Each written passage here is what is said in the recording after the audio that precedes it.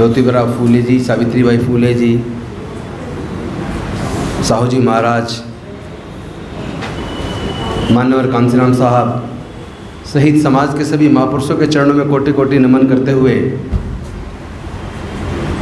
आज इस संविधान परिषद में आने के बाद अच्छा और बुरा दोनों अनुभव हो रहे हैं। बुरा अनुभव तो ये हो रहा है कि हम लोग कई कई दिन तक केवल 10 आदमी चुन ले तो कई कई दिन तक बोल सकते हैं, पर मुझे लगता है भाषण के साथ साथ अब काम ज़्यादा करने की ज़रूरत है। भाषण भी ज़रूरी है, लेकिन भाषण सुन के उसका क्रियान्वयन ना हो तो उस भाषण का कोई फ़ायदा नहीं है। हम लोग 85% सुनते और कहते आ रहे हैं, और सच्चाई भी है, 85 से ऊपर ही है, नीचे नहीं है। क्योंकि भारत में ब्राह्मण 5.52%, क्षत्रिय 3.90%, वैश्य 1.30%, कायस्थ 1.07%। इन चारों को भी अगर जोड़ लें तो ये 12% से कुछ कम बैठता है। लेकिन देश के सर्वोच्च न्यायालय, उच्च न्यायालयों में जो जज हैं, देश की यूनिवर्सिटीज़ के अंदर जो वाइस चांसलर्स, प्रोफेसर्स हैं, देश चलाने की योजना बनाने वाले गवर्नमेंट ऑफ इंडिया में जो सेक्रेटरीज हैं, सेना के बड़े अधिकारी हैं, पूरे देश का बिजनेस इनके हाथ में है, देश के प्राकृतिक संसाधनों पे जिनका कब्जा है, वो तो सारा इस 12% से भी कम लोगों के हाथ में है। और हम लोग वर्षों से भाषण दे रहे हैं और सुन रहे हैं,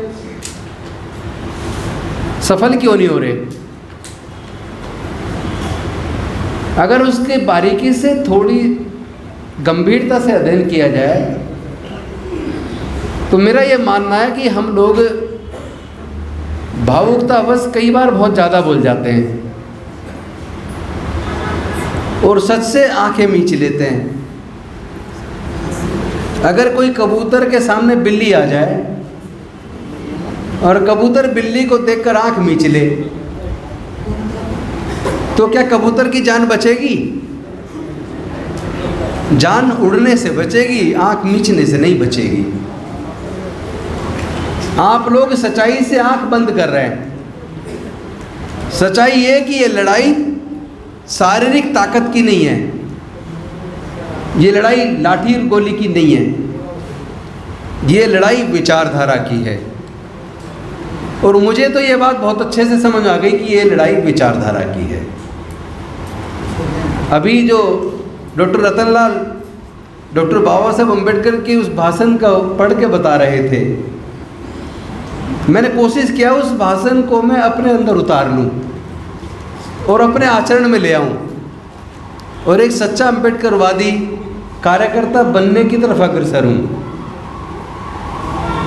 और जब मैं उस दिशा में बढ़ा, एक सच्चा अम्बेडकरवादी कार्यकर्ता बनने की दिशा में बढ़ा, तो सच में मुझे ये मंत्री और एमएलए एमपी की कुर्सी बहुत छोटी दिखने लगी।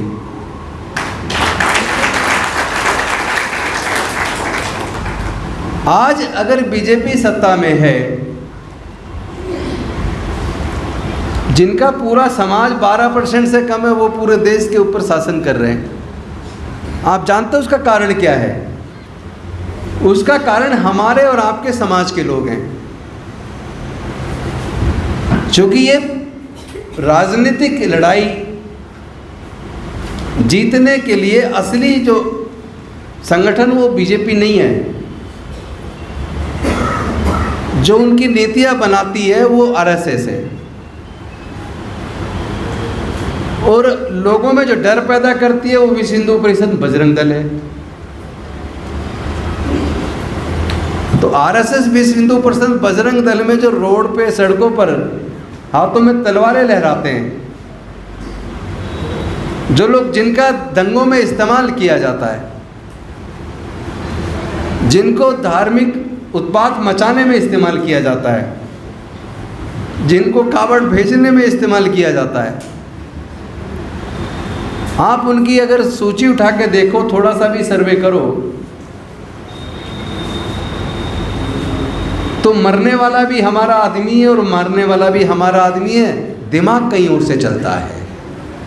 जो दिमाग चलाता है वो एसी रूम में बैठा है, जो दिमाग चलाता है वो मंदिर के चढ़ावे को इकट्ठा करने में मशगूल है, जो दिमाग चलाता है वो यूनिवर्सिटीज़ में वाइस चांसलर प्रोफेसर है, जो दिमाग चलाता है वो देश की सर्वोच्च कुर्सियों पर बैठा है, जो दिमाग चलाता है वो इसी रूम में बैठकर योजना बनाकर हमारे भोले भाले बच्चों का इस्तेमाल करके उसको लागू करवाता है। लेकिन क्या हमने और आपने कभी सोचा कि वो जो हमारे यूथ बच्चे उनके बजरंग दल, विश्व हिंदू परिषद, आरएसएस में जाते हैं, जो कथावाचकों के सुनने वाली भीड़ में शामिल हो जाते हैं,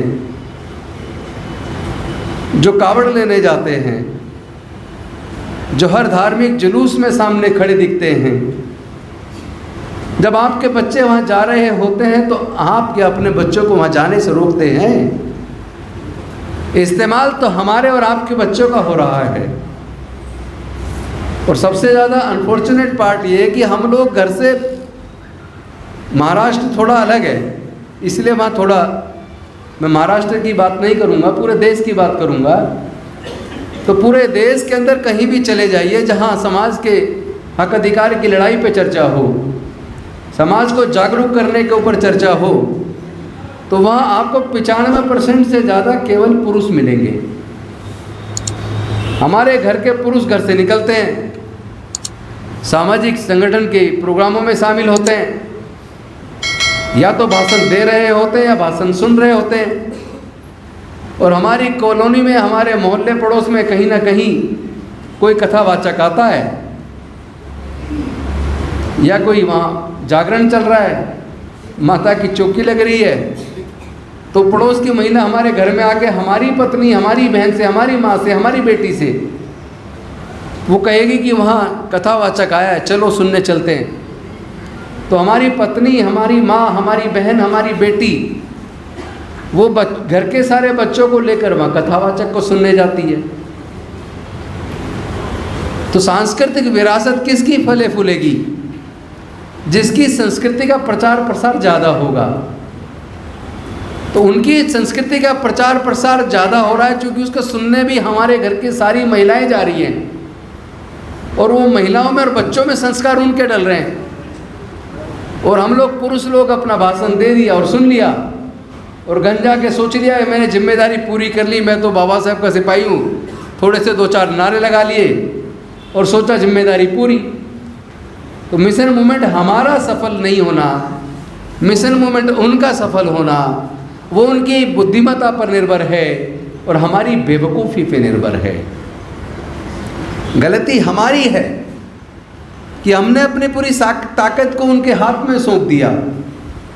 अगर हम अपनी ताकत को एकजुट रखें, अपनी ताकत को उनके लिए इस्तेमाल ना होने दें, अपने युवाओं को कावड़ लेने ना जाने दें, अपने युवाओं को धार्मिक जुलूसों में ना जाने दें, अपने युवाओं को उनकी कथा सुनने ना जाने दें, अपनी पत्नी, बेटी, माँ, बहन और बच्चों को जागरण सुनने के लिए और कथा सुनने के लिए ना जाने दें, और अपने घर के अंदर हम डॉक्टर बाबा साहब अम्बेडकर के संपूर्ण मांग में वो जो पूरा राइटिंग एंड स्पीचेस उनका सेट खरीद के रख लें। हम अपने बच्चों के सामने ज्योतिराव फुले जी की लिखी गुलामगिरी पढ़ के सुनाएं। रोज हर सप्ते में कम से कम एक दिन एक पूरा पाठ पढ़ के सुना दें। बुद्धा एंड इज धम्मा का एक पाठ पढ़ के सुना दें। Doctor Ambedkar life and is mission उसको सुनाएं, और अपने बच्चों को संस्कार में अपने महापुरुषों का जीवन संघर्ष पढ़ा दें, और उनको ये बता दें कि हम लोग क्या थे और क्या हो गए, उसका कारण क्या है, हमारे हिस्से में अमृत क्यों नहीं आया, जहर क्यों है। अगर ये बात हम अपने बच्चों को अपने घर में समझाने में कामयाब हो जाएं, और अपने ऐसे प्रोग्राम में पूरे 2-2 दिन लगाने की बजाय 3-4 घंटे का सिर्फ एक बार एक दिन में प्रोग्राम करें और ज़्यादा से ज़्यादा कोशिश करें ज़मीन पे उतर के अपने मोहल्लों में, बस्तियों में छोटी छोटी नुक्कड़ सभाओं के माध्यम